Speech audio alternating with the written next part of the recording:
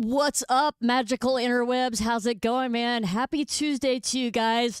Wanted to let you know that this is our first ever broadcast across 5 different platforms.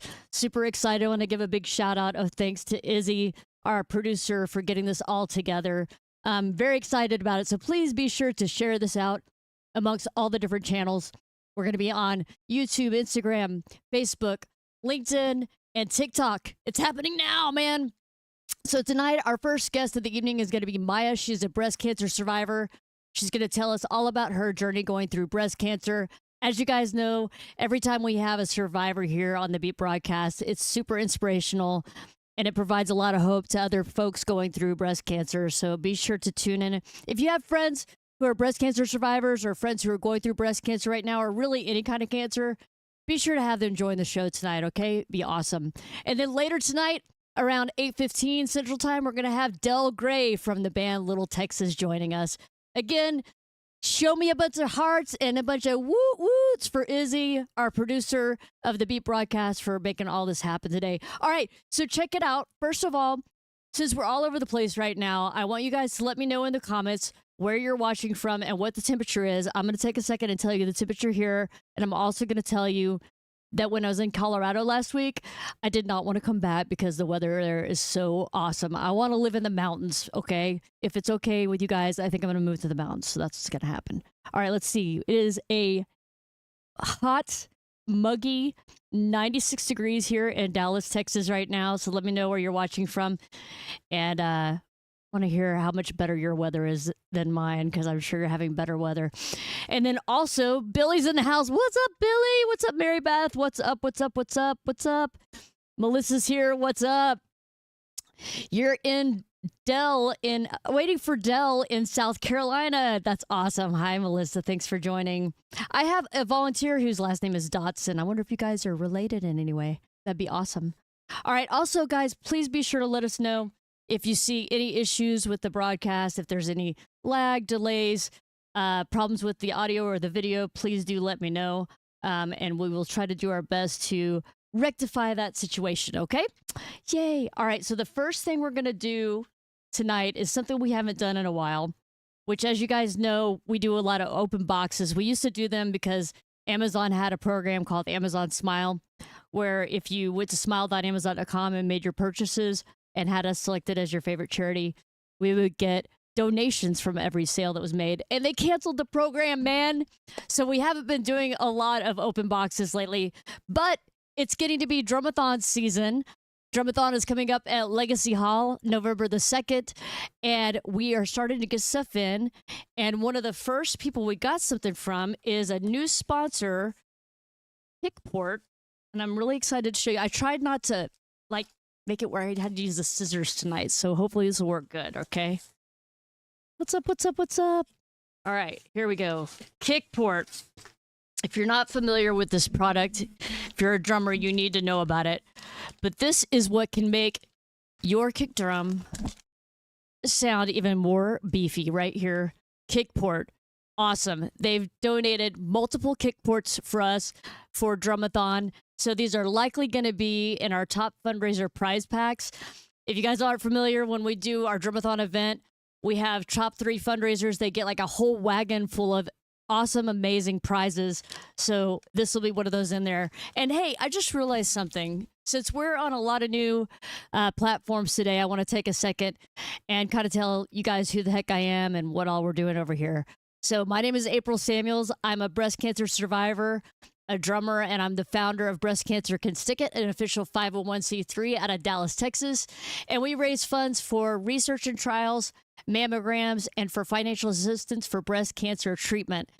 And we do it through music-minded events. Our biggest one is our annual event called Drumathon, where we have celebrity drummers come in town every year, and it's a big, big deal. People get to get up on stage with a celebrity drummer and play drums. So even if you've never played drums before, you can make a donation, get up on stage, and jam with one of your rock star celebrities that you admire for years. So we had people like Rich Redmond from Jason Aldean, Keo Stroud from Big and Rich. We've had Johnny Kelly from Quiet Riot, Karma and a Piece, Kenny Aronoff, Ricky Rocket also joined one time from it was a virtual year in 2020. But we've had lots and lots of celebrity drummers. Been so, so awesome. So I really hope you can make it out. This year it's going to be held November the 2nd at Legacy Hall in Plano, Texas, which is just a little bit north of Dallas. So if you can come out, we're going to have hotel deals and all kinds of cool stuff. But we love to have fun raising funds. And we also love to have inspiring survivor stories right here on the Beat broadcast. So this is the Beat broadcast. And what we do on this show is I always open up some boxes, talk for a little bit. We have some great fact or fiction from Dr. Joyce O'Shaughnessy. She is one of the leading researchers here in the Dallas area for triple negative breast cancer. And then we also have a breast cancer survivor who I get to interview. And then we have a celebrity, usually a celebrity drummer. And so tonight we're going to have Del Rey from Little Texas. Okay, now that we're all caught up on that, I'm going to continue to show you how cool the kick ports are. So it looks like we got several in here, guys, and they're blue. Kick port, check this out. Amazing, amazing. So these basically, you know how you have your little port cut out on your kick drum head. You put this inside of it and it helps amplify the sound and gives it more low end, more tone, and more punch. So a big shout out of thanks to Kickport for providing these this year. These are going to be awesome in our prize packs. Man, it's like an endless supply. I'm like, where's the end of this box going to be? I think there's like 10 in here, guys. So there's 3 right there, 4, 8. There's 12. I have 12 of these. So cool. Thank you guys in Kickport. And I also want to give a big shout out to Roland and also to Z Alexander for sponsoring, Lake Rats as well for sponsoring Drumathon. Super pumped to have you guys involved this year. All right. Did anybody respond with what they are, where they're watching from and all that? I'm seeing a few things. I see Kathy is in Moores, New York at 67 degrees. Man, I am jealous of you. I see Mary Beth is in Denton. What's up, Mary Beth? Benjamin is in Nebraska, 92 degrees. Dude, I bet it's a lot nicer at 92 degrees in Nebraska than it is here in Texas. It is so, so humid here, man. It is nuts. Let me see who else has messaged in here. Tara, what's up? What's up? Bobby, 96 degrees in Canton, Texas. Canton, Texas. Too cool. Oh, and Emily is going to be there. Awesome. Emily is going to be at Drumathon this year. Thank you, Mary Beth. That's amazing. Lori Peters in the house. What is up? Lori Peters, Skillet. She was with Skillet for many years, and she is a breast cancer survivor. And we actually commandeered her, and she is now on the board of directors. So she got involved. Lori, remind me what year it was. I think it was like 2019 or something. And you've been coming out every year since then, and now are on the board of directors. They're just so awesome. And yet another drumming breast cancer survivor is in the house. Aquarius Fletcher is here. What's up, Aquarius? What's up, dude? So cool to see you, man. Carrollton and super hot. Yes. Up in this Dallas, Texas area, man, 96 degrees. And like I said, it is muggy and gross. Melissa is in the house. What's up? 78 degrees in South Carolina. Oh my God. I bet it's really pretty there too. That's one thing I've been traveling a lot lately. If you guys haven't seen it yet, we now have a breast cancer can stick it bus. It's pink and it says breast cancer can stick it on it. And I'm going to tell you guys, I'm going to announce this for the first time ever, actually. So I've been wanting to name the bus for a while, and I was trying to think of who I wanted to name it after. I wanted to definitely name it after somebody who I was close to who passed from breast cancer and kind of keep their memory going on. And Amy Boyd was a friend of mine who I helped as a caregiver right there towards the end, the last 4 months or so, and really was an extraordinary situation. Nothing that I've ever gone through before. You know, I've been very close to people who had breast cancer. I've had breast cancer, but going through someone at end of life like that, or going through something like that with someone, it was oddly, it was beautiful to be a part of that with her. It was really, really hard, but I would have not wanted to be anywhere else. But Amy was very adventuresome, and she did roller derby, and her roller derby name was Pippi Bombstocking. Okay. And Pippi, Amy, was like I said, very adventuresome. She traveled a lot. In fact, I ran into her at a international, what's it called? Like International Alien Fest or something like that. I'm trying to remember what it was. It was in Roswell, though.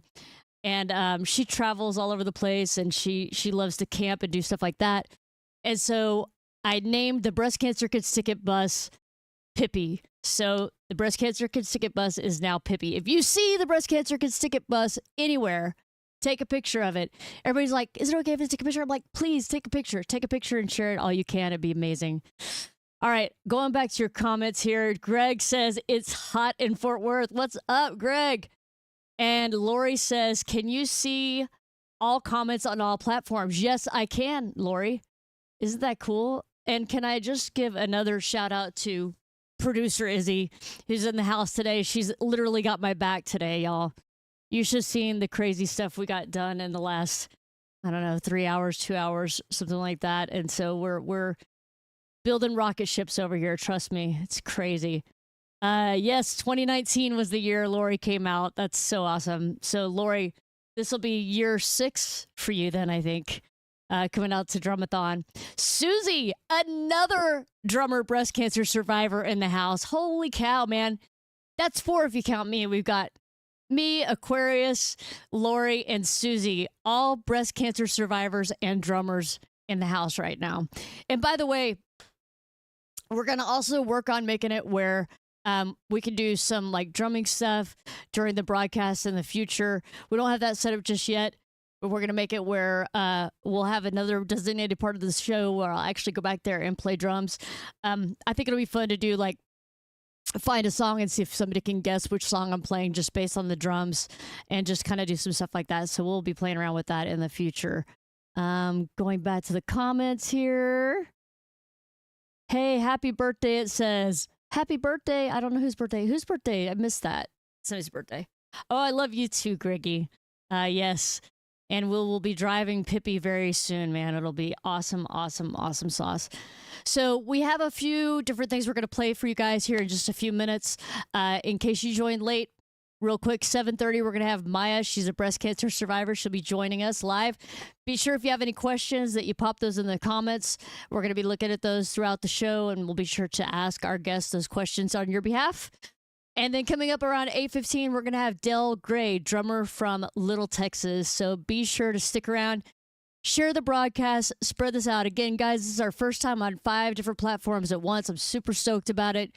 This show is just going to grow and grow with your help, which will help us raise even more funds, get more sponsors and more support, and be able to help more people. So with you guys, all of us working together, we can make a huge difference, okay? All right, what else we got here? Respect. Oh, thanks, man. Thank you so much. I appreciate that. It says too sharp, I think it says. Thanks for being here, man. So we got YouTube in the house. What's up, what's up, what's up? Name that beat. Yes, Billy. Billy is my drummer brother, which also reminds me, we may be starting another show too, and Chris Urpino, don't kill me for bringing this up, but we may be starting another show in addition to the beat at some point. I can't tell you the name of it. He'll kill me, but it's going to be me and another drummer buddy, and we're going to be talking drums, equipment, learning music, different types of styles of music and things like that. We're going to be talking about a lot of cool things. There's a lot of products that I've found over the years that are very unique for drummers that I've always wanted to share. And so we're going to plan to do that on this show with myself and Chris Urpino, who is another local drummer here in the Dallas-Fort Worth area. All right. It says, keep it up. You'll have so many subs if you keep going. Yes, I know, man. It's crazy. Awesome sauce. Okay. Another feature of our show is Fact or Fiction by Dr. Joyce O'Shaughnessy. So I'm going to spin a couple of those real quick, and then we're going to get ready for Maya, who's going to be on the flip side of this, all right? So check this out, and I will see you guys back here in just a second. Can a man get breast cancer? Unfortunately, yes, but thankfully, very rarely. But a man who has a strong family history of breast cancer does need to be vigilant because there are certain inherited genes such as BRCA2 and others that can run in the family and cause breast cancer, ovarian cancer, pancreas cancer, melanoma, that can also cause male breast cancer. And there are other such genes as well. So a man needs to be vigilant. If a man were to find any abnormality of his breast, a bit of a swelling or a mass or a thickness, he'd want to bring that to attention. Thankfully, very rare, but even without a family history, men and women have to be vigilant for breast cancer. Before I had breast cancer, I had naturally curly, big, huge hair. And I complained, as people with naturally curly hair often do. Careful what you wish for. All I ever wanted was straight hair. Well, now, no matter what my hair looks like, I think what this journey has taught me is that every day with hair is a good day.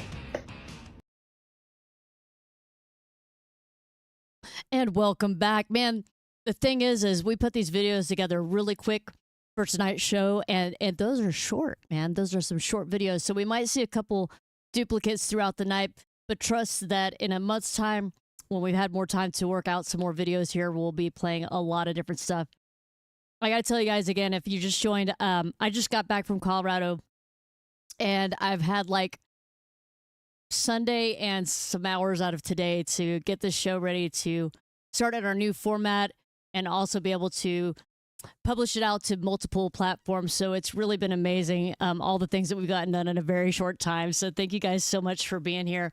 All right, I'm going to spin one more video here real quick, and then we're going to get Maya on here and go ahead and start having a great conversation. Again, as the show's going, please be sure to pop your comments in there. Any questions that you might have. Could be anything. Maya said that she's open to any discussion regarding her breast cancer journey. So be sure to pop those in. And Del Gray, again, from Little Texas, he will be here later. So be sure to have those questions ready as well. All right, we're going to watch one more Fact or Fiction, and then we'll have Maya here in just a second. Over the last several years is this issue of textured breast implants having a very, very low risk of causing a very aggressive form of lymphoma, anaplastic lymphoma. Now, this is very, very rare. We're talking about 1 in 10,000, 1 in 30,000.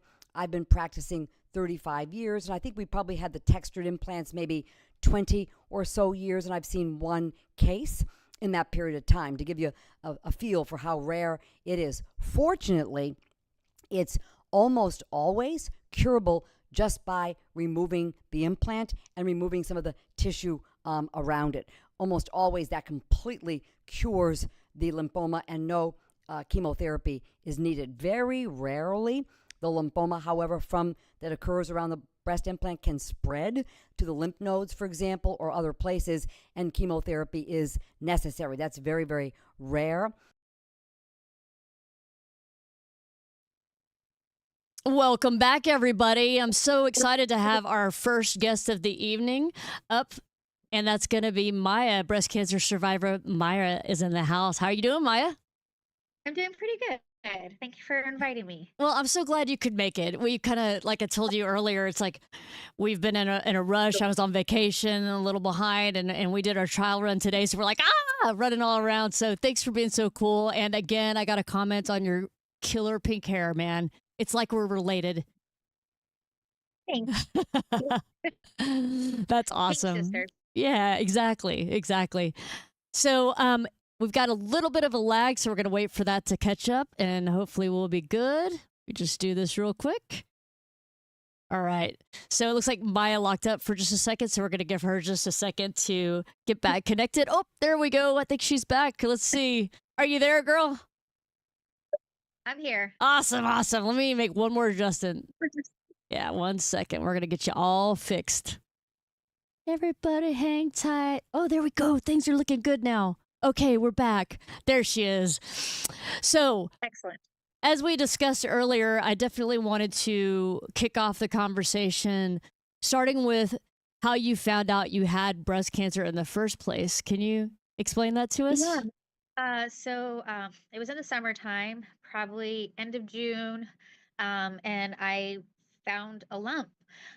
So immediately I kind of panicked, and I have family history of cancer. So I kind of did everything to kind of get that taken care of, and get in to see a doctor as soon as I could. Then as it started to progress, the breast just started to get bigger and bigger and bigger and redder and redder. And so that kind of led into, thankfully, the doctors listening and kind of rushing me into get my mammogram, my biopsies, because it was a little bit dicey in the beginning. Wow, that's super scary. And I just want to let everybody know. I know that the connection isn't great right now. It's kind of going in and out. So thank you for being patient on that. So you had this redness, and your doctor recognized that that's something that they needed to take seriously, right? Yes, yes. So finding the lump was helpful to begin with. My type of cancer typically doesn't have a lump. The slogan is no lump, still cancer. But I had a lump, and then I started to get the redness, and the skin started to change, my nipple inverted. And those are all the telltale signs of inflammatory breast cancer. So thankfully, my doctors saw that there was a need to kind of get me checked out right away and get me into treatment right away. And for those of you not familiar, inflammatory breast cancer is a very serious and aggressive form of breast cancer, and a lot of people don't recognize it right away because it's visible. It's not what you would Yeah. think, right? It's painful. They always say cancer doesn't hurt, but it was very painful. My breast was so enlarged. I had to wear two bras before I was able to get in to see my doctor. And then the skin texture just changed. So it turns into like an orange peel texture where it's like dimply. And then it just kept getting bigger and bigger. Yeah, that's terrifying. And I almost said I'm so glad you had this happen, which I'm not, but I'm so glad that I'm having you on this show right now to talk about inflammatory breast cancer because it's not often discussed. It's not as common for one thing. Yeah. And it's really something people need to know. You're not only looking for a lump or something like that, you're also looking for visual changes. Changes. Yeah, and it doesn't Yeah. just to keep people from freaking out. Just because you see a visual change doesn't mean it's breast cancer or inflammatory breast cancer. Just get it checked out and make Just get it sure. checked. Yeah, make sure. And anytime you see any changes to your breast or your body in general, really, you need to go and get that checked out. So, what was the next step after they decided to move quickly? Did they do a biopsy or what happened next? Yeah, so I was in to the doctors by I think mid-July. By the end of July, I went to DeSoto. I live in Plano. I went to DeSoto because that was the closest place that I could find that could get me in soon enough to do my mammogram, my sonogram. And then I went back that Friday for 3 biopsies. Um, and then by August, I started moving towards the breast surgeon and the oncologist. And by I think August 23rd, I had my MRI finally. By August 24th, I knew my final staging. And then by September 1st, I got my port put in, and then I started chemo. So it Wow. was pretty quick and rapid fire. Well, it's really good to see the medical community move quickly when they see somebody who has breast cancer. That's something with me that they did as well, and I know that Maya has frozen up again on us, so I'm just going to go to me and continue talking for a second.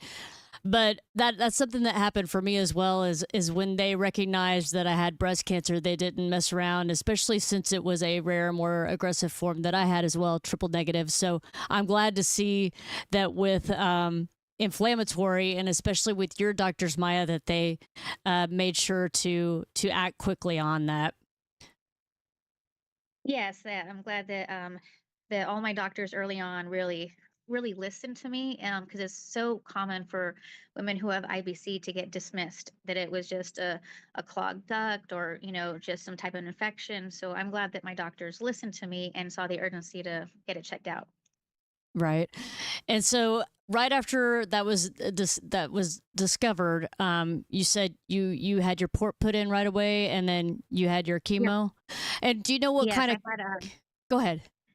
I did. Yeah, I had 4 rounds of AC, the Red Devil, and then that was followed with 12 rounds of Taxol. That's a lot, man. Yeah. And how did that affect you? Um, so by the time that I was having my kind of the start of everything at the end of August, my tumor was probably the size of, I think it was like 5.5 centimeters or millimeters, whatever the spacing is. By the time that I had my second chemo, um, my tumor was the size of a very, very angry apple. So it was just getting bigger. And then thankfully the That's chemo started to terrifying. work and it started to shrink. Yeah. And they said that by the time that I was done with all my chemo, the tumor at least shrunk. I lost all my hair. I had a shaving party. Oh, that's Um, cool. I love that you called it a shaving party because, some people it can be very traumatic. So for you, you were just like, it was liberating. yeah. So I teach dancing, so I had a whole bunch of my students and my friends, my family went over and had one of my students shave my head for me, put it in a baggie to save, and it was just get a great way to just bring people together. So I didn't expect anybody else to shave their head, but my dad did, so that was always nice. But yeah, so it was just me needing to shave and people be around me. Oh, wow. That's so cool that your dad did that. How old were you when you were diagnosed? I was diagnosed uh, right before my 41st birthday. So I was technically 40 when I was diagnosed, and then end of August. So coming up soon will be my birthday again. Wow. Wow. That's And I was amazing. diagnosed in 2023. Got you. So that's all super recent. What did they Yes. finally stage you at, Maya? I was stage 3 CTN4, I think it is. Isn't it crazy? Like we were talking earlier, like you don't realize there's all these different levels of Yeah. diagnoses, and one thing that I love to tell people, if you're recently diagnosed, a great resource is the American Cancer Society. Their website has all the different stagings, like what Maya just said. There can be stage 4, 2B, XYZ, Yes. whatever. There's all these different things, and you can go there and learn. And I remember when I was diagnosed, I went to the American Cancer Society website and I downloaded all the documents that were related to my diagnosis and just read and learned. So it's a lot of information to take in at once. But stage 3 is very, very scary, and Yeah. 41 is actually pretty young. They say anything younger than 50 is very young to be diagnosed with breast cancer. And that's one of the symptoms or signs of the inflammatory breast cancers. It affects young women and a lot of Black women.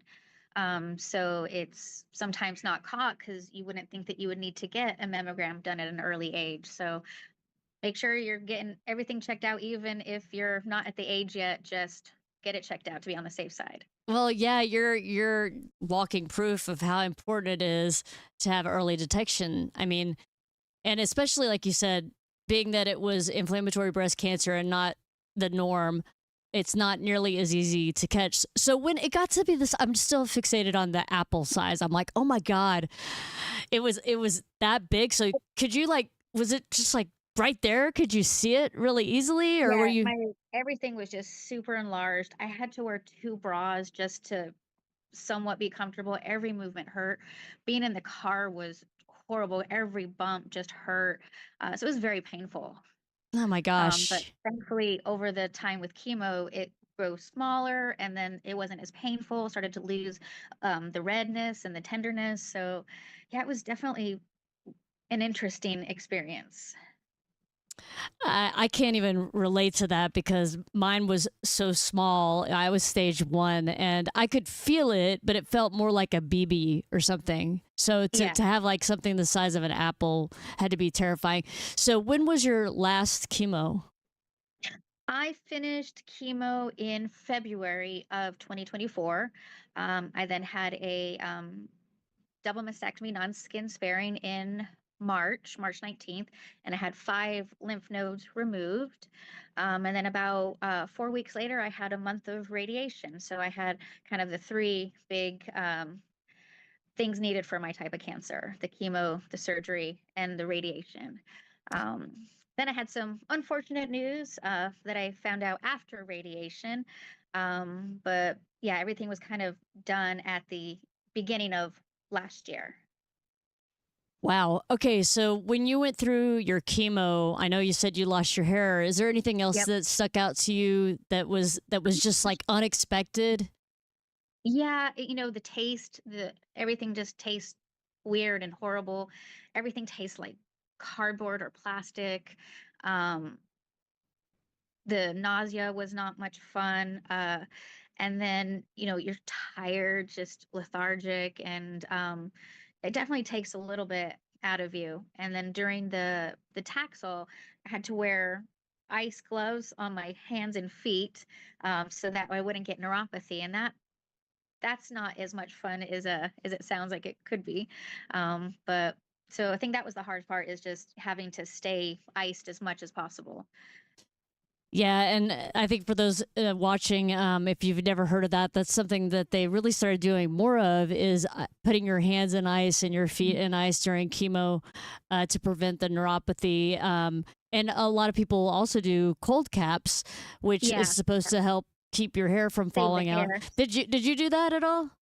Nope, nope. I didn't really care about my hair, so Yeah. I rocked the bald for a long time, and then the positive side of losing your hair is you lose hair everywhere, so that was nice. But Like I was uh, talking to somebody last time. I was like, they need to like bottle that or something, you know? Like it's so much better than electrolysis, but they got to make it very pointed to just do right, hair, right. right?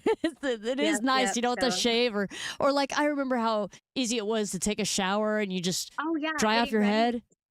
super easy. Yeah, Uh, yeah, so totally. simpler times, it was nice. Yeah. One part was the losing my nose hair, so I was constantly dripping, and when I lost my eyelashes, my eyes were always really bothersome.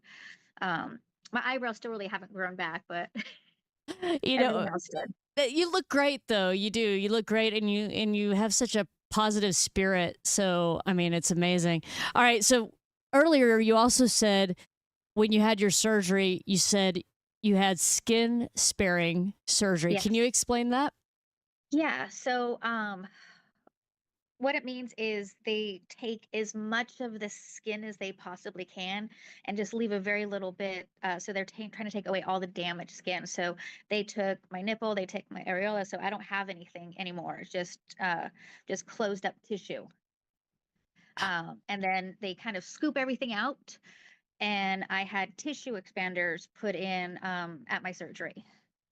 Gotcha. So you're still planning to have a reconstruction at some point.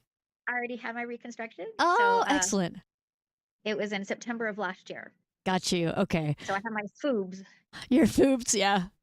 That's awesome. That's great. And you know, a lot of people really enjoy that opportunity to be able to kind of like pick what you want. And did you Yeah. end up getting close to what you were before? Oh gosh, no. I was very, very large. And so I am so much smaller and so much less weight, and it's so much better. That's awesome. Yeah, see, and it's a good time to get to do that. I've heard of a lot of women who downsized because you know it was hard on their back or whatever, and so Yeah. that's great that you were able to do that. Now, tell us a little bit about the radiation. Like, what was that process like when you would go there to have it done? Tell us what that was like. Radiation was the easiest thing. Because chemo, you're there 5, 6 plus hours. For radiation, you're in and out in 20 minutes. You're there every single day, Monday through Friday. So, you have to go in more often, but it was just in and out, which was wonderful. Um, the radiation that I had started to get more sunburnt towards the end, and it continued to get worse after my treatment was done. The skin continued to burn. Still cooking afterwards. Um, I was supposed to have a different type of radiation and a different type of surgery. So I thought I was just rocking the radiation compared to what I thought I was supposed to get.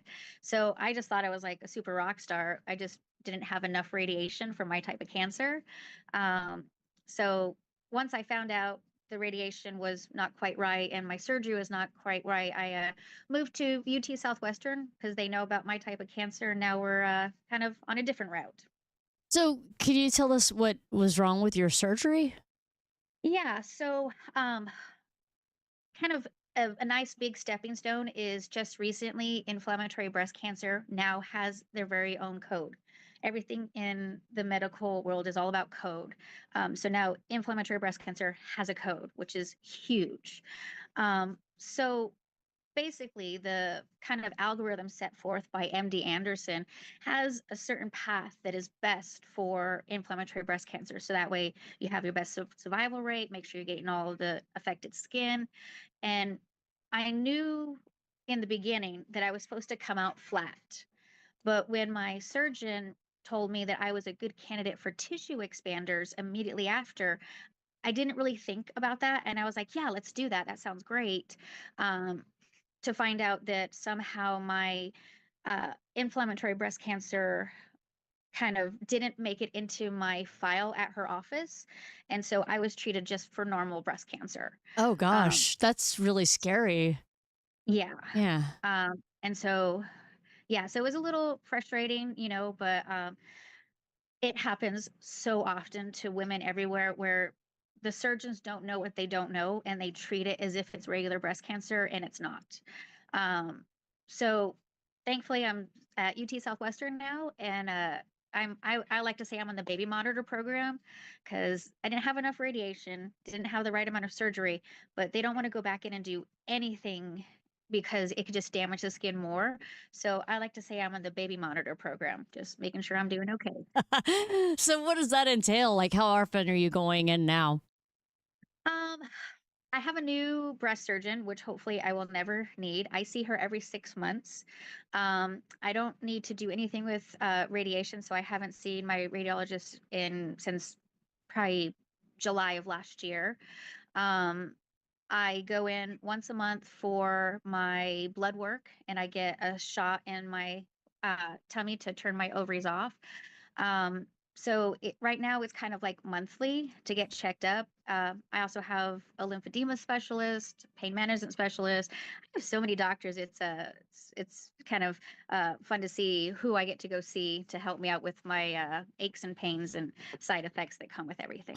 No doubt. So do you struggle with lymphedema? I have cording in the arm, and I still have some limit of full range of motion with the cancer side. So I'm trying to still work with that, but just trying to stretch it out. The cording is severely uncomfortable. And so we're still working on that. I have a lymphedema sleeve that I wear on my arm. I also have a lymphedema pump that I can wear. It has an arm, a chest, vest, and trunks. And then a few months back, I've been having leg issues, and it turns out I now have lymphedema in my leg as well. So that's been exciting. So that's compression tights every day for me with my arm sleeve, and I also have a separate lymphedema pump for my legs as well. You know what's crazy is you're telling this story and you're smiling and you have this just amazing attitude about all of it. You're just like, whatever, I'm here, right? Yep. I mean, it is. It's the most important thing is that you've made it through, and all this stuff is just, it's nothing compared to what could have happened. Right. Wow. So, the lymphedema, man. Okay. So you got your lymphedema, you have your radiologist, doctor, you're not seeing them anymore. And you see your oncologist regularly. Are they doing any Yep. scans Once a anymore? month. Now, you said the blood work they're doing, but are they doing any scans at all or? Well, I've been having little issues here and there. So just in the past month, I've had, I think, 2 or 3 different PET scans. I had an echo done. So we're constantly checking everything just to make sure that the issues that I'm coming up now with side effects aren't because of something that could be dormant. So we're kind of doing lots of scans just to rule everything out. So far, um, everything looks good for my scans. They couldn't, see anything. They did one on my head, one in my chest, one in my pelvis. So far things are looking good there. I have blood clots from the treatment, so that's not much fun. That's a fun thing to But you're still deal with. smiling. I see it. I'm watching you. You're still smiling. She's telling the story. And you're still smiling. It's awesome. It's really awesome. Seriously. Like I can tell that like all that stuff is a nuisance to you, but you're just like whatever. Yeah. That's so cool, really, seriously. You mentioned earlier that they're giving you a shot to turn off your ovaries. So Yeah. you're essentially in menopause probably, right? Yep, yep. They threw me into forced menopause. Right. My cancer was estrogen positive, so uh, what I was put on was tamoxifen for the 10-year program, Verzenio, which is oh so much fun. It's a chemo type pill, so you get to relieve chemo side effects, and then a Zoladex shot that shuts off my ovaries. With all my leg issues, my oncologist has actually just taken me off of tamoxifen because they think that's the um, cause of all my leg issues, and I'm being switched to, I forget what it's called. It's the other one. What is it? Anastrozole. Wow. That's crazy. I'm glad that they're able to figure out and pinpoint where the problems are coming from Yeah, and make changes as needed because that could be really frustrating. Another thing I was thinking of, Maya, is have you done any sort of genetic testing at all? I have. Yeah. So, um, uh, did a full kind of genetic test, no BRCA1, no BRCA2, which is good.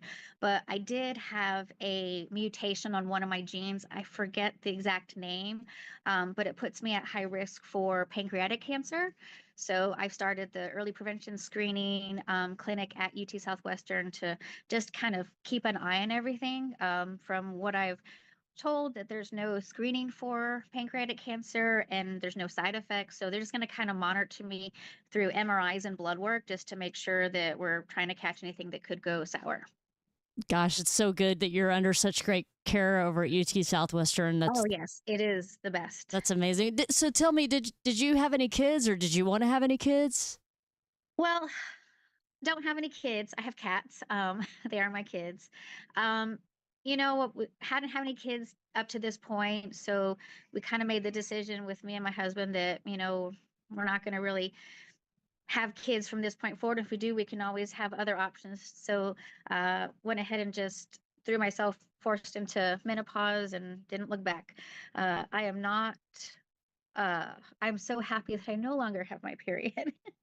Out of all the things that are like Preach. blessings. So I know, right? I know that's again the ability to lose all the hair so you don't have to shave anymore and not having periods anymore. Can we just like find the drugs just to do those things and make our lives easier I and know like this. yeah, like and like make it where we can specify, okay, we don't want facial hair or leg hair or whatever, but yes, But hair I on want your head. eyebrow hair. Yeah, exactly. And I need my eyelashes and we need our nose hairs because yeah, it's just like it just Oh yeah, that was rough. that was the weirdest part, right? It's so crazy. Yeah. Wow, that's amazing. Well, I'm glad to hear that you're at peace with that. I've had some of the same thing, where I didn't have kids and I went into menopause early and basically after my treatment I came out of menopause for a little while, but not long, and then I went back. So I went into early menopause naturally, and I don't miss. Sorry, everybody used to call it Aunt Flo, and so I'm like, yeah, let's just do that. So yeah, I don't miss her at all. That's fine. But yeah, and to your point, there are multiple ways you can have children and adopt and different things. So it's great that you see all those sides. I can tell by going through breast cancer that either it gave you even more perspective on life or you just had this energy and spirit previously. How did it change you? Did it really give you that major perspective shift? Yeah, because I knew so little. My dad has had cancer. My aunt has had cancer. I have lots of cancer on my side of the family.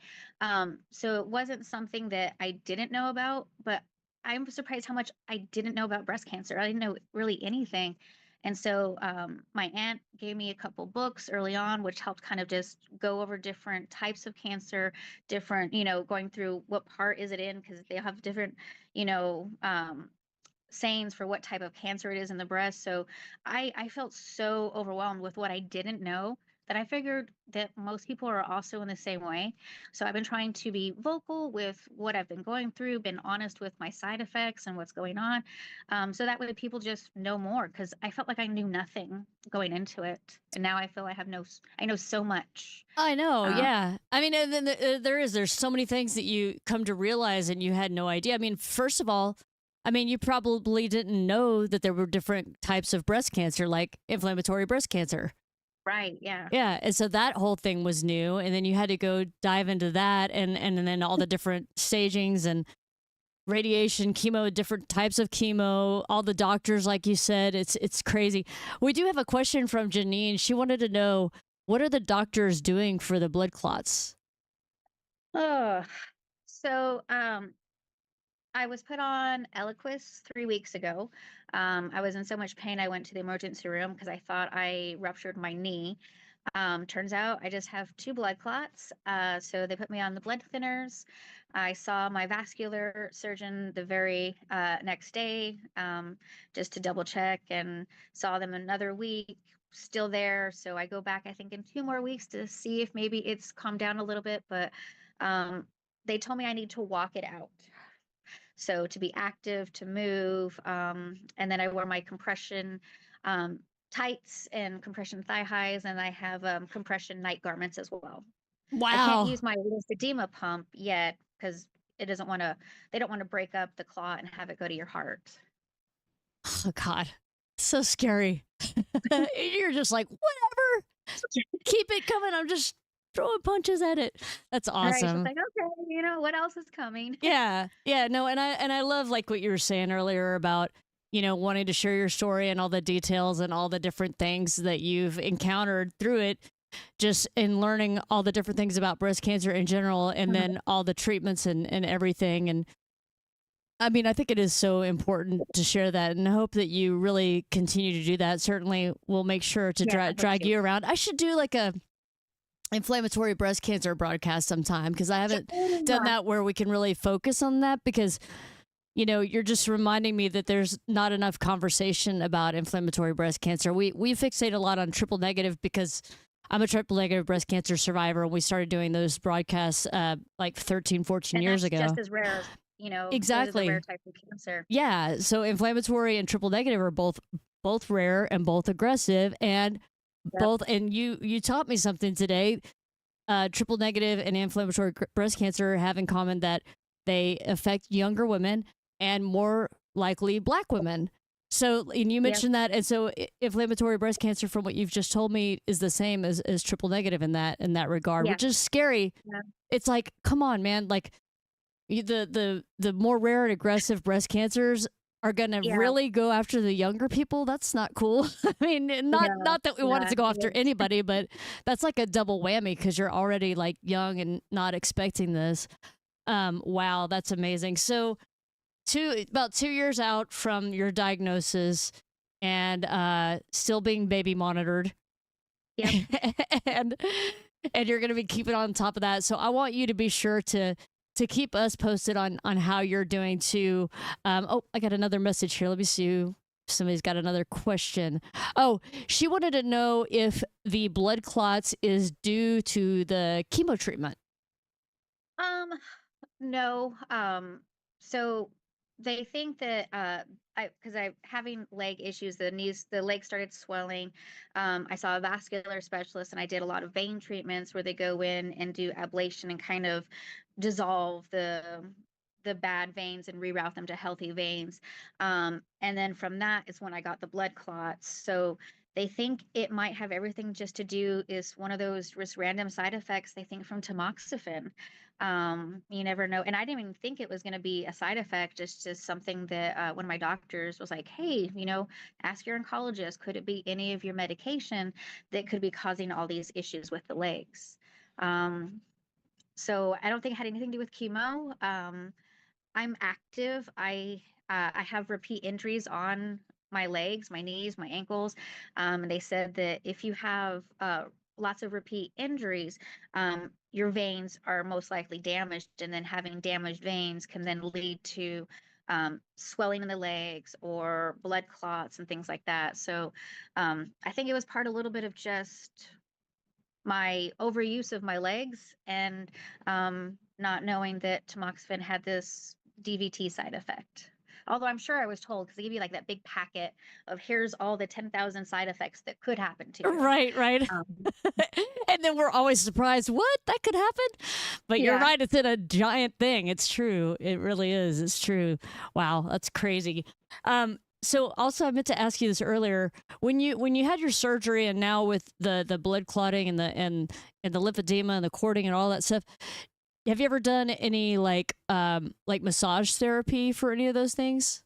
Yeah, I used to get a massage once a week, and then I have a lymphedema specialist that she would do manual massaging to try to help just get things flowing. But since the blood clots, I haven't had anything.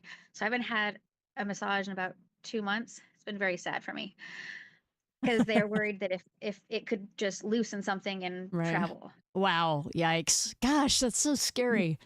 Yeah, and I know it's like massages and pedicures are like the way we get to, Yeah, really pamper ourselves. So maybe you can get some pedicures. I That's know. that's Like, always like my second go to. They also have like scalp massages, but I guess that can't do that either. Dang oh, it. But anyway, all of that stuff is good. And I also have to point out I'm trying to keep in track here with the chat going on, and it looks like Betty is calling you out for always having a fun and shining spirit. So it's not oh, it's you've always had that, she says. And then also I got you have like a fan base here. I'm just telling you. You got Bobby is here. She says Maya is my amazing daughter in love. My daughter, her sister-in-law, named her Maya the Magnificent. That's awesome. Maya the Magnificent. That's awesome, awesome, awesome. Janine says, thank you so much for all that information. Well, we started a little early, Maya, so I'm going to let you get on out of here, but I hope you'll join us again in the future and keep us posted on how you're doing. You've been such a great inspiration, and I know that you're just giving a lot of ladies hope out there. And she locked up on us again, man, but she's got her cool pink hair. Wait, she's back. She's back. It's all cool. She's back. It's funny. We were cruising so good for a long time there, and then now we're back to having a little bit of problems again, but it's not that big a deal. We're all good. So okay. thanks again for joining. I really, really appreciate it. And you have yourself a great evening, okay? Oh, thank you. This has been great. Take care, and we'll see you soon. All right. Bye Bye. bye. All right, everybody, that's Maya. Make some noise for her. Whoop, whoop. If you got an ability to give me some hearts, throw me all the hearts you can. Come on, do it for Maya, man. She's a rock star. All right, we're going to do another. Let me see. I think I've got something here. I'm going to do a quick little. We're going to pray that it works good. Like I said, we threw some stuff together real quick. I'm going to throw this in. This is a little bit about the Kroger Community Rewards Program. Check it out. Check it out. There's this killer new way to help raise funds for breast cancer can stick it by shopping at Kroger. Simply sign into your Kroger account online, then go into Community Rewards on the left-hand side. From there, search for Breast Cancer Can Stick It, then select Enroll. That's right, you shop, Kroger donates. Enroll with Breast Cancer Can Stick It today. Well, let's talk about breast cancer risk and alcohol consumption. Now, here there are very strong data. The more drinks we have per day of any kind of alcohol, be it wine, beer, or other types of spirit liquors, the more we have per day, the higher our risk for breast cancer. So a safe approach is on average less than one a day. And I joke with the women and say, no, don't have them all at once either, but less than one a day is safe. So I always tell people 3 to 5 a week on average is safe. I don't think we should be having any more than 2 at a time, in an evening, for example, because it'll get the levels up. And alcohol is very, very toxic. It wounds our cells and it also raises estrogen levels. So very clear relationship between breast cancer risk and alcohol.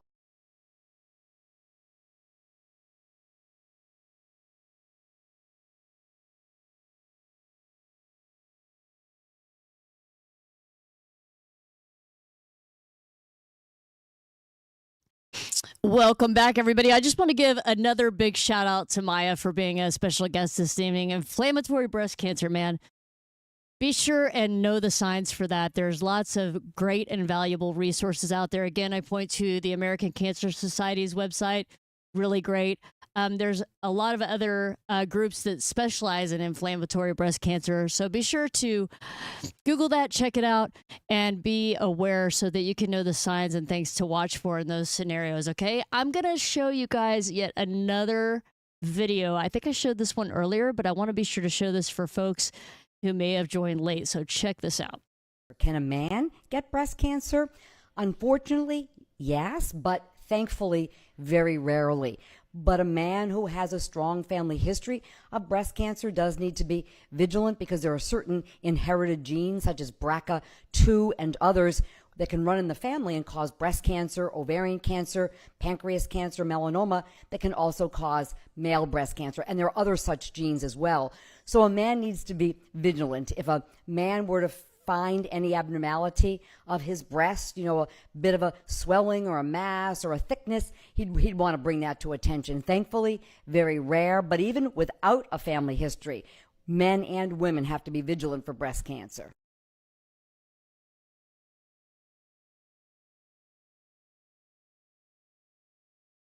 All right, it's me again. What's up?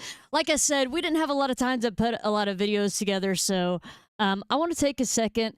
And if there's breast cancer survivors in the house right now, please throw some hearts up in your comments so I can give you a shout out. I want to be sure and give a shout out to all those breast cancer survivors who are watching tonight. I know I saw several already. Lori was here, Aquarius, Janine is in the house. Lots of people in the house who are breast cancer survivors. And I also want to thank Maya's family who's in the house right now. Antonio, thanks for being here. Folks who are friends with her. Betty is here. Bobby, all the cool kids are in the house right now. Denise, breast cancer survivor, Denise in the house. Y'all give it up and make some noise for her. Please pop a heart in the comments if you're a breast cancer survivor. If you're not a breast cancer survivor, but you would like for me to give a shout out to someone you know who is a breast cancer survivor, pop their name in there, put a heart next to them, and I'll give a shout out to them in just a bit. Also, like I said, soon on this broadcast, we're going to start having it where I can play drums during it. We're going to start getting really crazy with things. Hopefully, by our show next month, we'll be able to do that.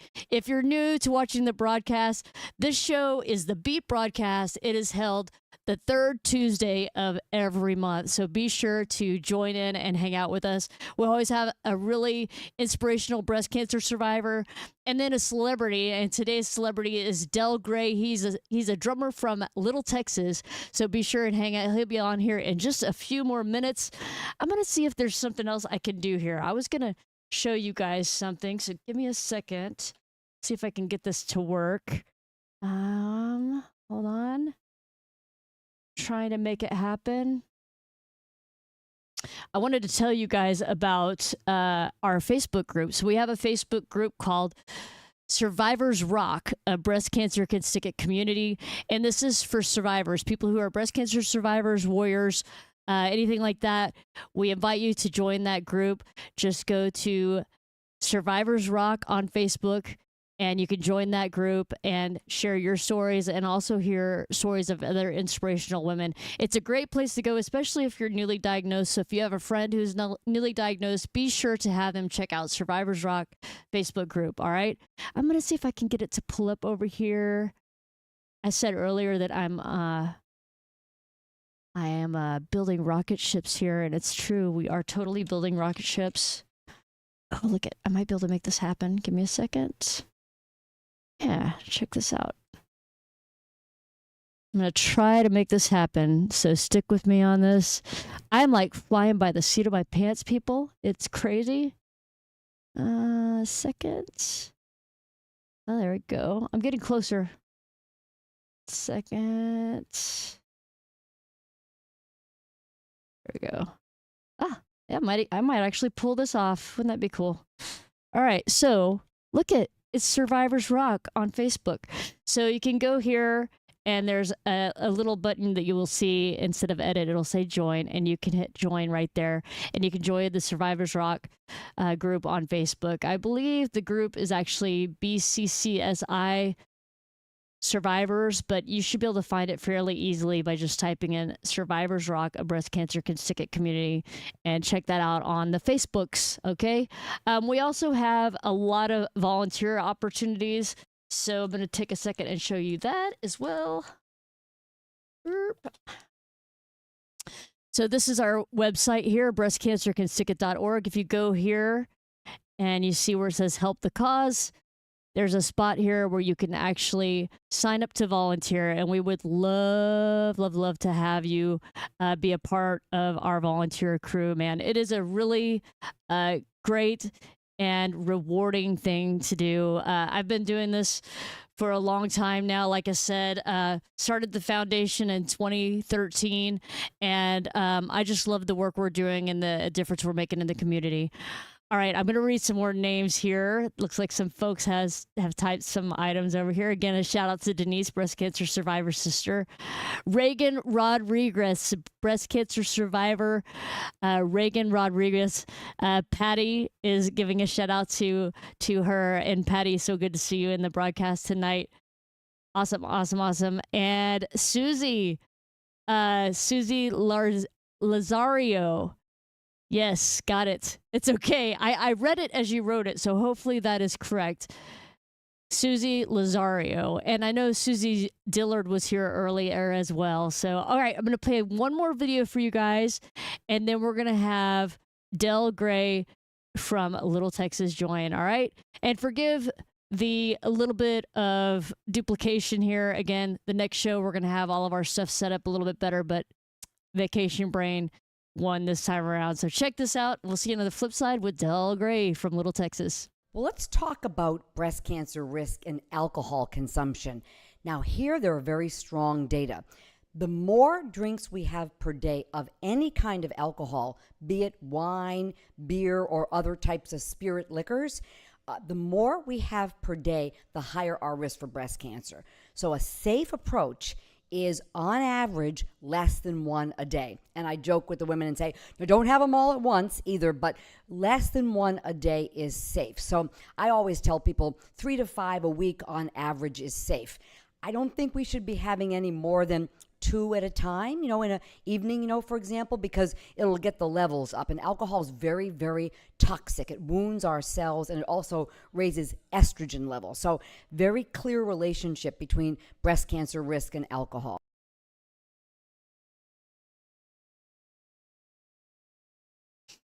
All right, folks, we're making a few adjustments real quick, and then we're going to have Del Gray from Little Texas on the flip side of this. I'm going to play one more thing for you guys, and I promise not to play any more duplicates after this, all right? Here it goes. Check it out. There's this killer new way to help raise funds for Breast Cancer Can Stick It by shopping at Kroger. Simply sign into your Kroger account online, then go into Community Rewards on the left-hand side. From there, search for Breast Cancer Can Stick It, then select Enroll. That's right, you shop, Kroger donates. Enroll with Breast Cancer Can Stick It today. All right, welcome back. Things are happening, man. I'm so excited, and it's so good to have Instagram, YouTube, TikTok, Facebook, LinkedIn, all here at once. So cool. So very, very cool. And I'm very excited to bring our second guest of the evening onto the show, Mr. Del Gray from Little Texas. How are you doing today, Del? I'm doing great, April. Thanks so much for having me. Yeah, man. Thank you for being here. Like I said, it's so great to be able to have a chance to talk to all the various drummers out there and learn their stories of how they got started. And I know we got a little bit more to dive into with you this evening, but to kick us off, man, tell us how you first got into drumming. Like, take us back. How old were you? Well, I was pretty young. Always loved music. My mom gave me a Beatles record and a Monkees record. And I was about 4 years old, and I asked her how to spell both of those. And I still have those records and my sloppy marker handwriting on the back of those albums. Um, it's really funny. My parents did not play instruments, but while growing up, I had guitars, I had drums. It was, you know, what parent wants their kids to be a musician? But it was kind of like my parents it was okay, and they were very supportive. So from an early age, I like I said, I remember I had a steel guitar in my closet. My dad had a real good friend that was in a local band. I grew up in Ohio, and he would take me over to his house every Saturday, and I could watch his band rehearse, and it just kind of hooked me. And then, a few years later, I discovered Kiss and AC/DC, and that was all she wrote. I got to go to a Kiss concert when I was 12 years old, 11 years old. And I looked up there and I said, that's what I want to do, and never turned back.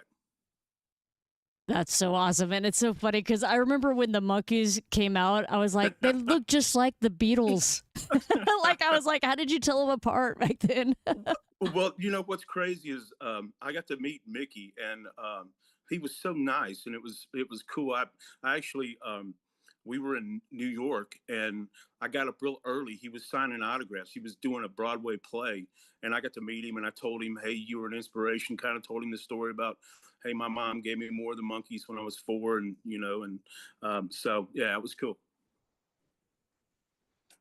Think the coolest thing is when you get to meet people like that that you've admired for so long, and especially Mickey. I mean, you don't get much bigger than that when it comes to the Monkees, man. That is too cool. Well, I've gotten to meet quite a few drummers over the years, and have some. Yeah, I got to hang out with Ginger Baker one time, Oh and my God, that really? that could take hours. The just how funny he was, and he got on our bus, and he's the only person that we ever let smoke on our bus. But we're like, man, Ginger's a legend, and the smoke would just like billow out of his mouth. It was hilarious because it was slow, and I That's was like, awesome. Ginger, what's it like being a living legend? Right. And he was like, it's a pain in my, you know what?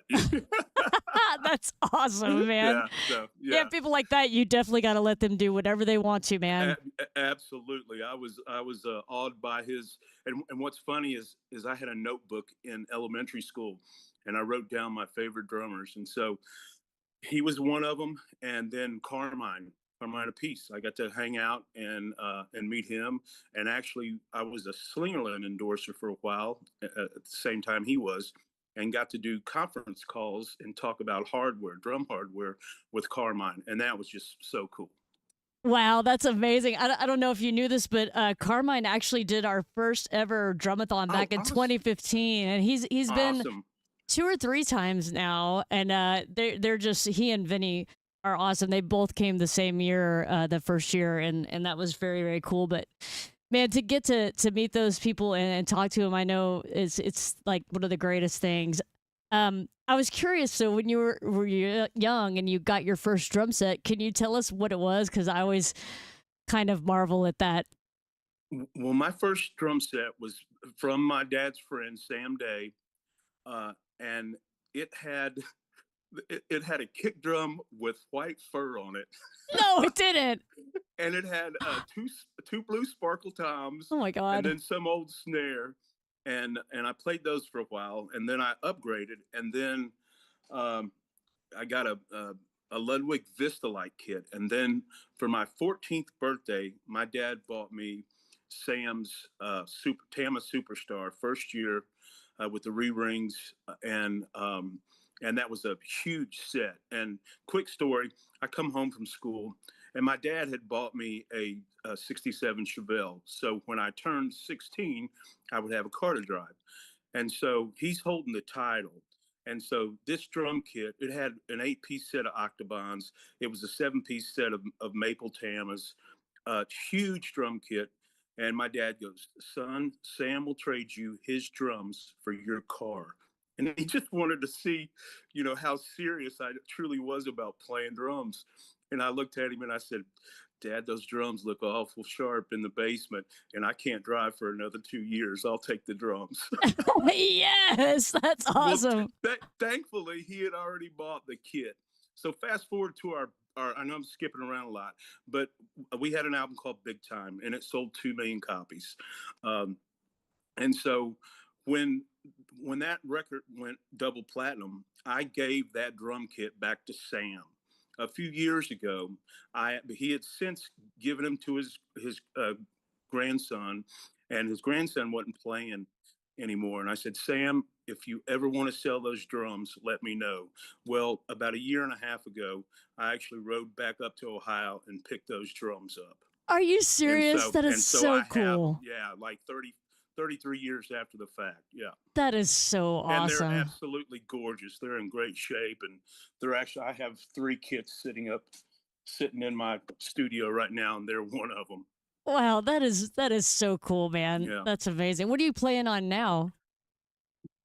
You know, we've been a band for 37 years, so I've accumulated a lot of drum kits. I've got about 18 kits and about probably 45 snare drums. Wow. And right now, I am playing a set. There's a maker out of California, Kentucky named Don Kenner. And Don built me several snare drums that were on the early Little Texas records, and I toured with them. And so a few years ago, I had a chance to buy one of his kits from the 90s. And so I bought that kit, and that's what I'm playing. It's for some reason, I love the natural finish kits. I have some flame kits. I have some bright red kits. I have all, many colors. But for some reason, the Charlie Watts maple drum kit has always appealed to me. So that's what I'm playing now. I love the natural too. I've got like a Yeah. couple of the pearl free floating snares that are the natural maple and Nice. I had a platinum blonde pearl master custom and that's similar to a natural finish that's really pretty as well. I know that finish. Yeah. Absolutely. Yeah. All right. So yeah, we were both like jumping around, and I'm weird about chronological. So okay, you're a kid, you get the drums. What's the first band you're in? What kind of music were you playing? Well, I would play along to records. I was in band. I took drum lessons. Knew all the rudiments.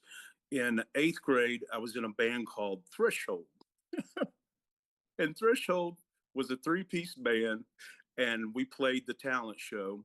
And I remember, first time I'm on stage, I'm 13 years old, kind of back there shaking, and all of a sudden they introduce us. I counted off. We're doing an AC/DC song, and it just, kids went nuts, and I was like, yeah. And so, Threshold, and then my main band, my main rock band, I had a band called Nevermore, and we played quite a bit around town, around the Cincinnati area. And so, and looking back on it, because we recorded stuff and I have tapes, we were like a thrash metal band before thrash metal. we played as fast as we could. You're like, there's no way I could play that fast these days. But it was I listen to the songs and just laugh because they're funny and they're very angst-driven teenage kind of thing, And we used to shake the windows in my parents' house, and my dad's friends would come over and they'd go, how can you stand all that loud music, And he would go, I know where my son is. I know where his friends are. They're not out on the streets causing trouble. They're in the basement doing something constructive. So. Yep, that's one good way to look at it. And I, like I said, I've had similar things where I had a room above the garage. We don't have basements in Texas. Yeah. And so, yeah, it's like they know where you're at. They know you're not causing too much trouble. So it's better than being out on the streets doing something crazy. Absolutely. So Nevermore, thrash band, it's going to come back. So, well, and yeah. And so after Nevermore, another funny story, my guitar player shows up at the house and says, hey man, there's a kid playing an upright piano in the gas station parking lot up the street. And so we go walking through. It was like, well, I got to see this. Go walking up through the alley, get to the gas station, and it's my good buddy Brady Seals, who was the original keyboard player of Little Texas. And so we struck up a friendship, eventually had a band in the Cincinnati area called Tyler Twist. Our parents would we would go do talent shows in bars. Our parents would walk us in. We'd get to play our one song, have to go wait outside to see if we won or not. And so from there, we both got an audition for a guy named Josh Logan, who was based out of Kentucky, but his management along with a lady named Sandy Powell, was based in Dallas, and it was Charlie Pride's management. No way. So yeah, so I actually went to college. I went to Miami University of Ohio for exactly a week, and then I got the audition and got hired. And a week later, I'm in Charlie Pride's studio, and in walks Charlie. So, you know, we did pay our dues. We played a lot of clubs and stuff, but that first tour, it was 75 city tour of one nighters on a bus.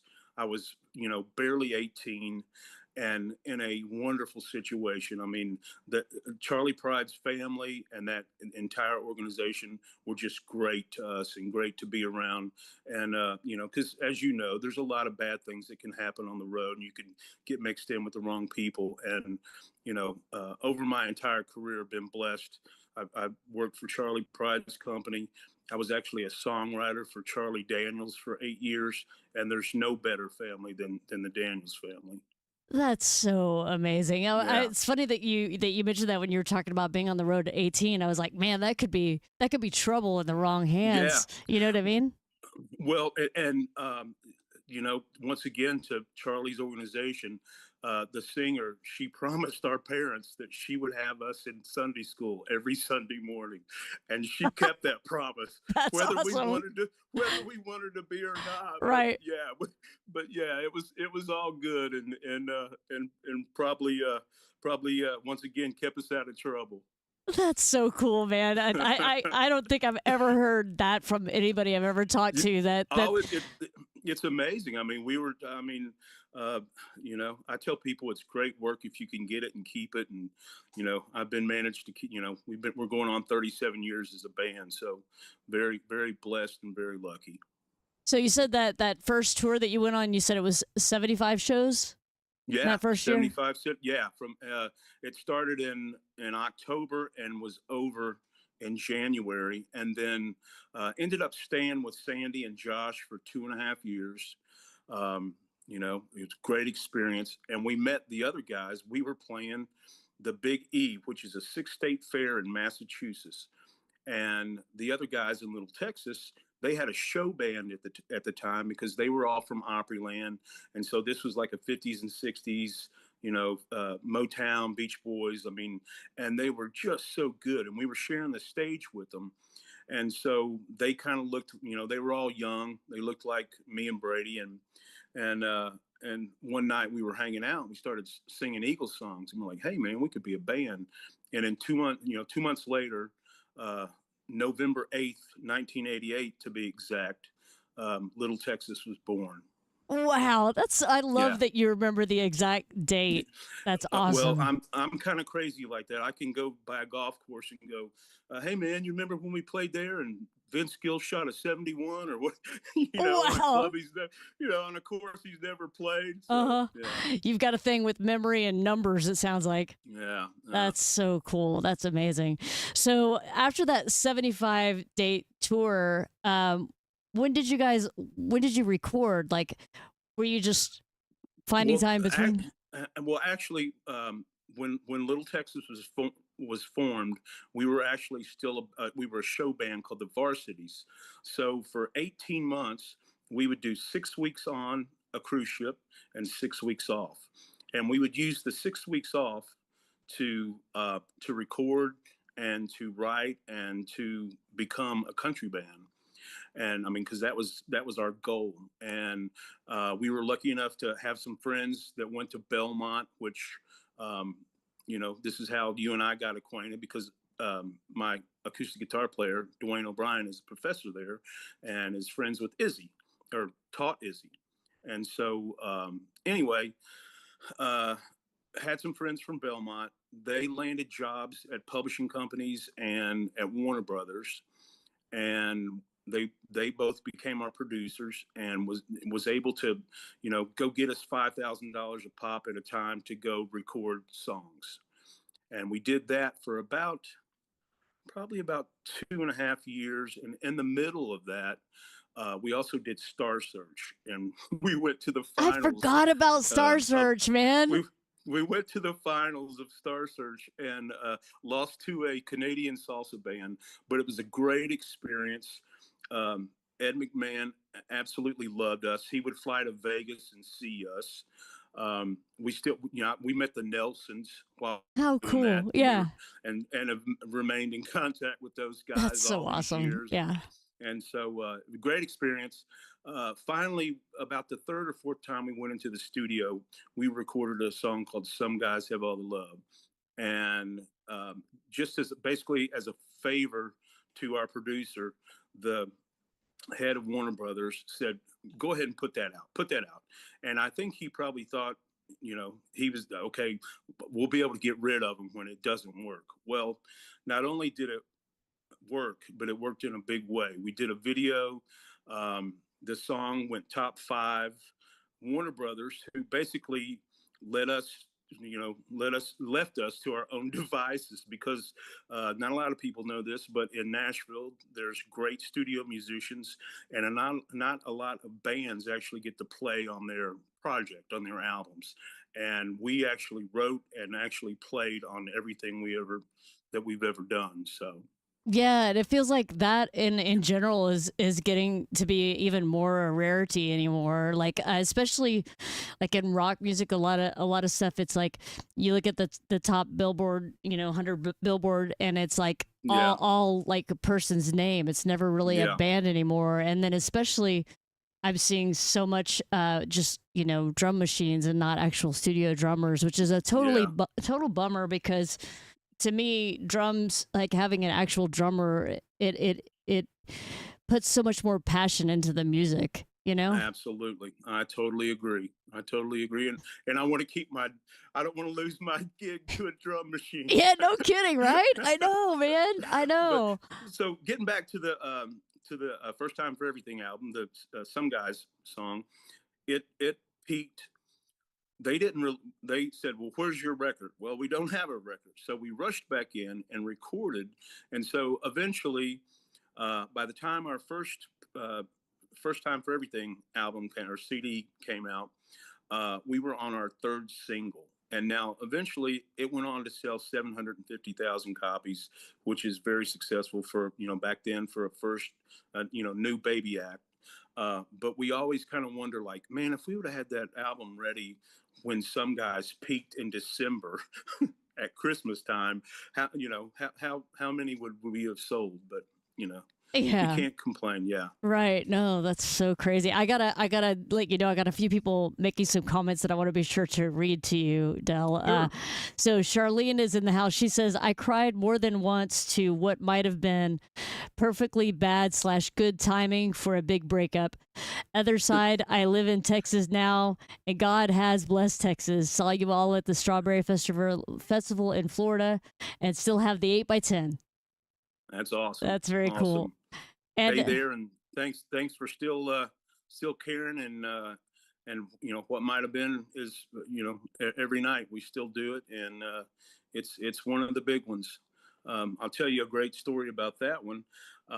We were lucky enough to kind of always be an arena act, and we would get picked up. We did Clem Black's tour. We did the Budweiser tour with Travis Tritt and Trisha Yearwood. We did a co-headlining tour with Tim McGraw, believe it or not. And so we always played, some big venues.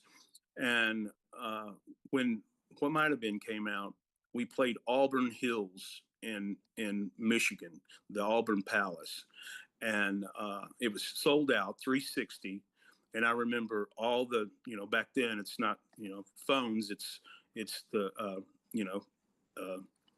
oh, lighters. And so all the lighters come out, and I'm 21 years old, and I'm going, something, I think we're going to be okay. wow, that's so Yeah, awesome, man. I'm yeah. I'm jealous, but the thing is I mean, getting to drum at no matter what level, it's such a blessing, and it's just like to be able to do it for a living. It's the coolest It, thing, man. and I tell people that I've never had a job. I've been blessed to always play drums for a living, and no, whatever kind of venue would let me play, I would be there. It's one of Yep. those things where you just gotta do it. Yeah, and it's like if it's 50,000 or 5, Yeah, I absolutely. I don't know about you, but like when it's less people, I'm more nervous because it just feels like you're under the microscope, doesn't it? Well, me, well, 50,000 people, everybody's there to have a good time. Right. 10 people, they're all critiquing and going, Right. It's probably all musicians with our luck, right? yeah, yeah, Oh my yeah. gosh. That's so cool. So, what all are you guys doing these days? We're still on the road. We do. I tell people I get to be a rock star on the weekend and home with my family during the week. We do about 70, 75 dates a year. Everybody still writes. We've recorded, still kind of trying to find the best outlet for, older bands that are still recording, but it's one of those things where we all have studios in our houses now, and it's easy enough to record and, get together and be in a studio. So, um, just still doing it and still loving it. I mean, it's I tell people it's the best time to be in Little Texas because there's no pressure. I mean, we've been blessed with this career and we've been blessed with these songs that people still want to hear and we still want to play, and so it's a win-win. That's so awesome. Are you based in Nashville? Yeah, yeah. We all live Franklin Brentwood area, just below south of Nashville. Right. But yeah, we've all been here forever. Well, then you probably know Sandy Gennaro because he plays with the Monkees these days. Absolutely, absolutely. That's very cool. Yeah. That's so awesome. So, what is your like? I know you said I still can't believe you said you had 18 kids. I was like, I have 3, and I'm thinking, oh, I have way too many. But I can't even imagine having 18 kids. It's really ridiculous, and a lot of my kids, for some reason, I knew the value or knew the rarity of vintage drums early on. I've got a couple of snare drums that I bought when I was 18 or 19, and I just knew that they were special drums. And that's back before the internet, back before you could find a lot of information. And so over the years, just kind of being at the right place, right time. And then I was an endorser for Sonar. Sonar built me a couple really nice kits. I was a Pearl endorser for a while. Um, Most recently, I was an endorser for Palmetto Drums, which is based out of South Carolina. Freddie Wooten, wonderful drum builder, makes wonderful stuff. Got a few of his kits, and then, like I said, I've got my Tama kit that Sam was gracious to give So back to me, crazy. and Yeah. yeah, and then I've got some Radio Kings from the '40s. I've got a couple of '50s and '60s Slingerlands. So yeah, quite a bit. Too many. Well, it's almost Yeah. like you're a collector. I mean, to have Well, such a wide variety of kits. I mean, it truly is, and when I was younger, I would switch it up. Now I think I'm just a little lazy, so I keep the kit on the bus, and I'm like, oh, that sounds great. I'm gonna use it for a while, but you never know. You never know. And then you said you had 45 snare drums. And I do. so do you find that you're more drawn to deeper snares? Which size are you more drawn to? Like, what's your favorite to play? 5.5, because the way I set up, I put that snare just a little bit over the lip of the kick drum, and a 6.5. Now, when I record 6.5, I've got some eights. I've got I've got a little bit of everything, but mainly my road drums it's a Black Beauty. I have a couple of Black Beauties. Those It's are a so newer awesome. model, yeah. Yeah. And I was lucky enough to get a not so modern Black Beauty. I don't know if you're familiar with those, but they come out in like the early '90s. And a drum engraver named John Aldridge. Are you familiar with John? No, no, I'm not. Okay, well, John was the guy that kind of brought back the Black Beauty and the fancy engravings, and so he did a drum for me, and he in the scroll pattern, uh, put my autograph in that scroll pattern. No So way. my name is on that drum. And then So the other awesome. special thing about that drum is William F. Ludwig Jr. signed the inside of it. So that's one that I hope, if there still is a Modern Drummer magazine many, many years from now, that winds up on the back page of like special drums. So. Oh yeah, that'd be awesome. I mean, and it's crazy. Modern drummers still around, and even in the digital world. And like I remember as a kid, just being excited to see the next issue come out. I remember the John Bonham issue when that came out, and okay, I shouldn't be talking about that because I'm really dating myself. Well, I'm with you. I have those magazines. Those are in a drawer somewhere in my mom's house in Florida. Yeah, that's so awesome. And what's crazy is every time I go see her, I always go look through them. Well, yeah, you have to, man. Like That's killer. From 1986 Yes. to 1987. I'm like, yeah, that's awesome. That is awesome. I just remembered earlier you mentioned that you did some songwriting. Do you like when you guys get together? Are you a contributor to all the music as well? Because I am. Yeah. I'm a drummer with a guitar habit. I have about 25 guitars. I was a songwriter for Charlie Daniels Publishing Company. I've had hits and cuts with Trace Atkins, Colin Ray, Gretchen Wilson, John Rich, Tracy Lawrence. So I'm blessed to have Little Texas took about a 4.5 year, leave of absence. And during that time, I was blessed to have some radio success with other artists. And so that's one of my things that, if drummers do ever ask me advice, I'm like, go get a guitar, learn how to play it, and learn how to write songs, because you can walk out to your mailbox and collect the check, Yeah, no, it's brilliant, and a lot of drummers don't do that at all. A lot of drummers are just hired guns, and then they don't ever get any royalties of any kind of publishing they're left off of, and all that. And so, they're just hired to do the thing. I think that's super smart. Have you ever like tiptoed into other realms, like into like rock or maybe some Nevermore style music? I haven't, because I just don't have, that's not my venue these days. I still have a few contacts here, and like I said, very blessed to do the Little Texas thing. So I'm not out chasing as much as I did when I was younger, as far as, hustling to get a song cut here, but you never know. Somebody asked me, I can write them. That's so awesome. I can write them. I think that's another thing, though, is to that I would say to maybe younger drummers too, is to make sure you know a lot of different styles of music, or able to maybe write different styles and just be diverse and flexible. I preach diversity. I mean, you have to, especially in today's business, you have to learn how to do it all. And unfortunately, I don't. But I know that the up and coming kids, they need to be able to learn how to road manage. They need to be able to play drums, play all different styles. Got to have a great attitude. I always tell people that was the key to my success. Is I had a great attitude, and I was willing to do. We're getting in a van and driving 800 miles. Let's go. Yeah.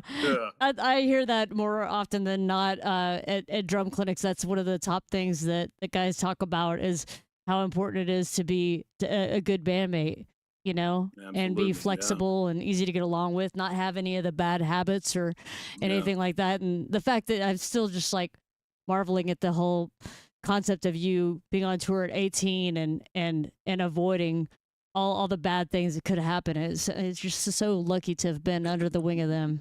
Yeah, absolutely. Yeah. Absolutely. That's very cool. And I know it.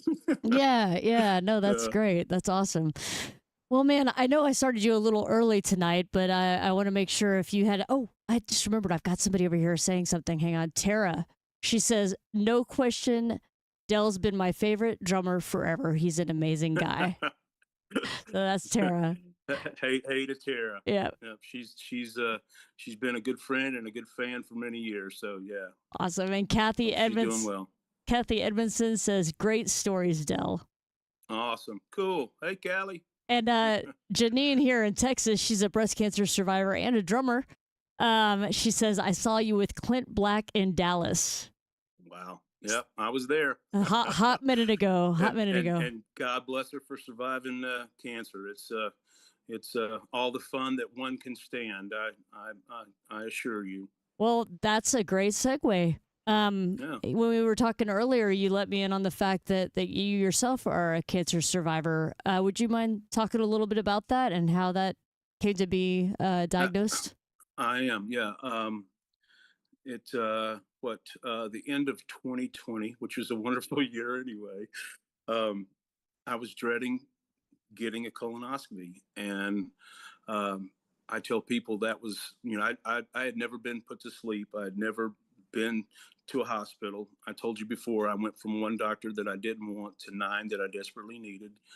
And so I went in, and they discovered that I had colorectal cancer.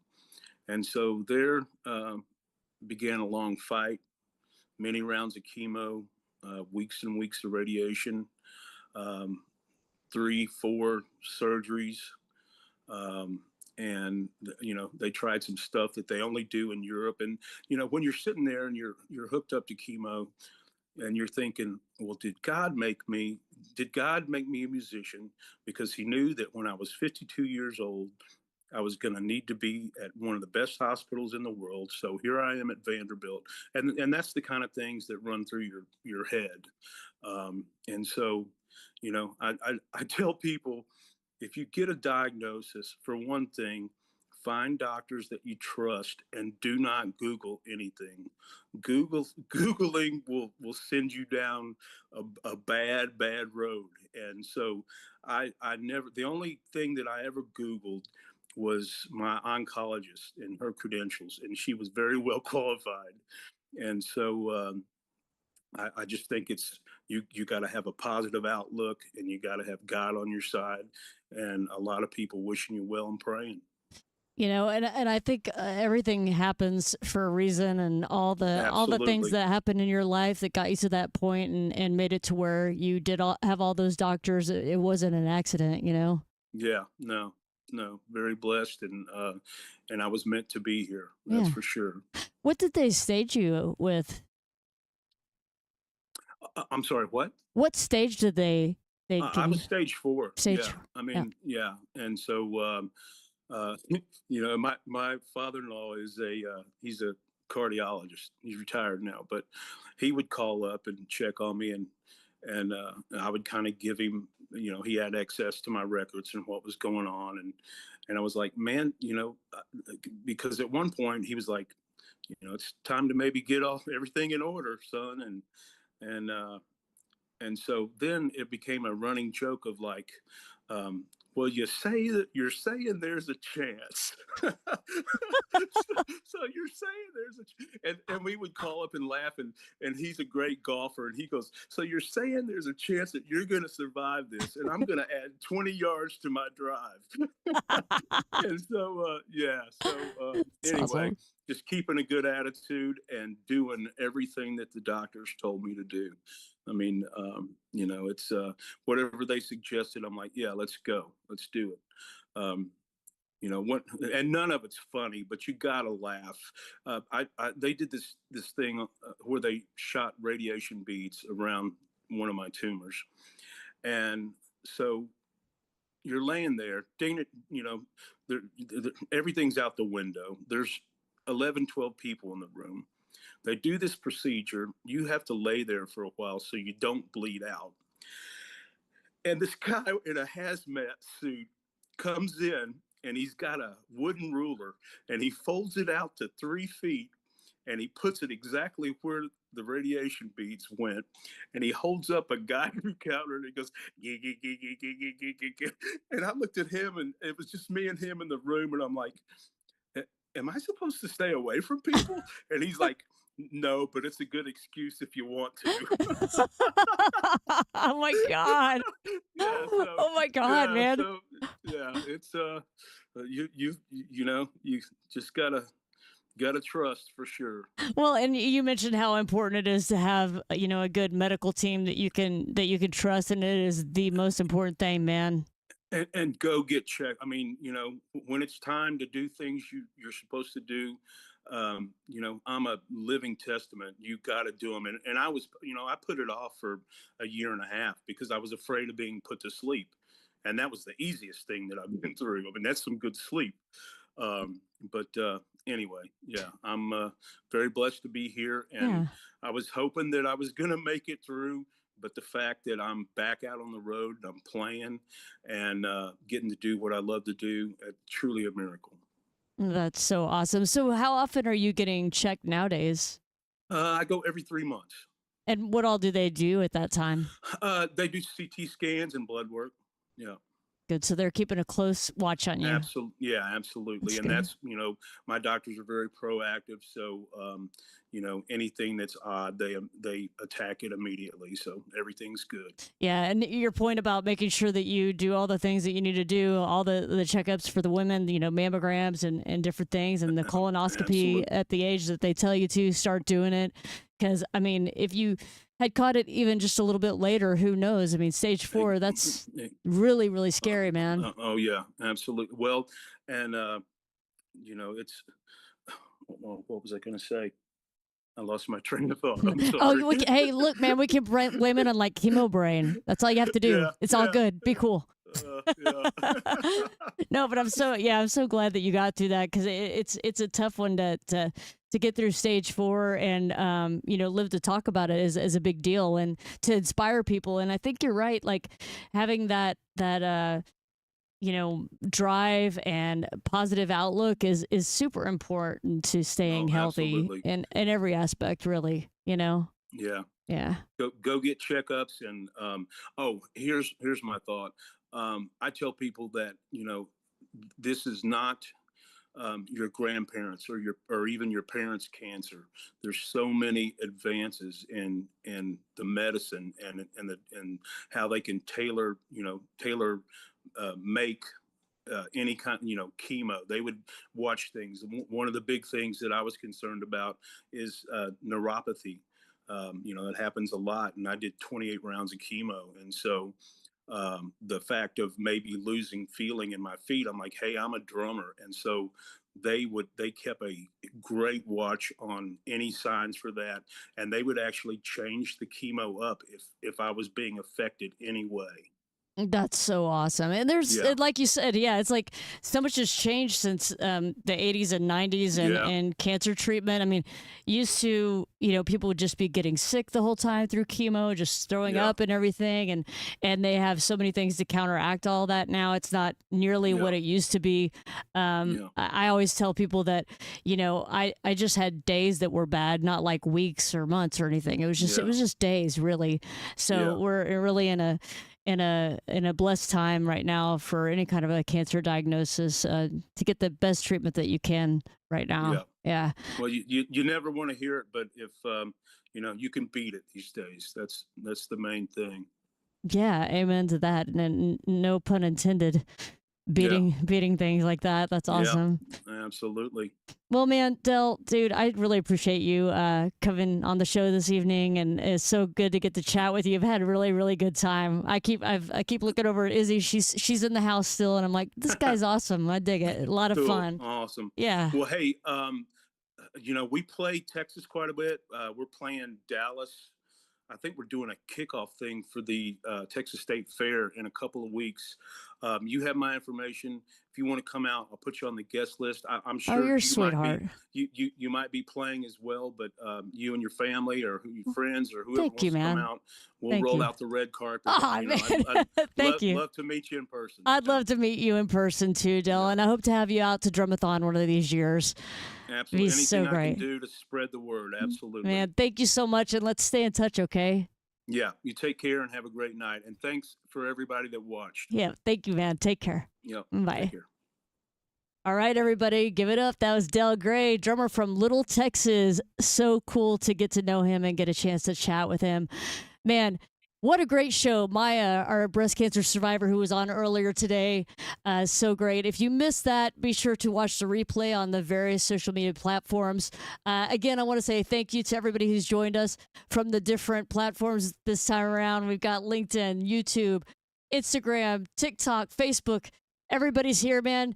Share this out. Tell your friends. The more we can get the word out about breast cancer, can stick it, the more people we can help. And I just want to thank you guys again for